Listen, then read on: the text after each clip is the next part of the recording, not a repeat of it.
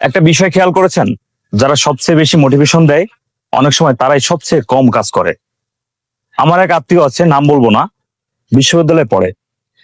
ফেসবুকে নিয়মিত লিখে জীবনে বড় হতে হলে ঘাম ঝরাতে হয়, অথচ সেই ঘামে তার হাত কখনো ভিজে না। একদিন আমি তাকে জিজ্ঞেস করলাম, দাদা পড়ালেখা শেষ করে কি করবি? তো বললো বিসিএস দিব।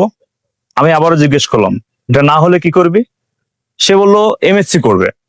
আমি তাকে আবারও জিজ্ঞেস করলাম, যদি সেটাও না হয়? তখন সে চুপ হয়ে গেল।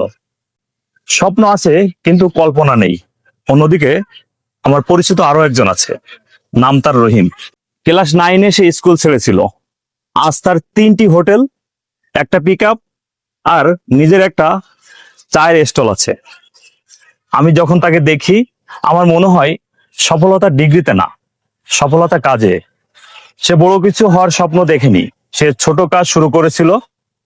আর আমরা আমরা এমন একটা সমাজ বানিয়েছি যেখানে চা বানানো মানে লজ্জা, আর চায়ের কাপ হাতে বসে থাকা মানে স্ট্যাটাস। এই চিন্তাই আমাদের পিছিয়ে দিচ্ছে। এভাবেই জন্ম নেয় বেকারত্ব। কাজ ছোট না, স্বপ্ন ছোট না, ছোট হচ্ছে আমাদের মানসিকতা। তাই সবাইকে বলবো, কোনো কাজ ছোট নয়।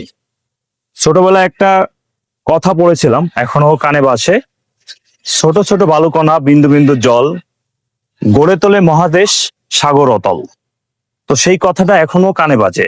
এজন্য ছোট ছোট থেকে আমাদের শুরু করতে হবে। কারণ মনে রাখতে হবে, ছোট কোনো কিছুই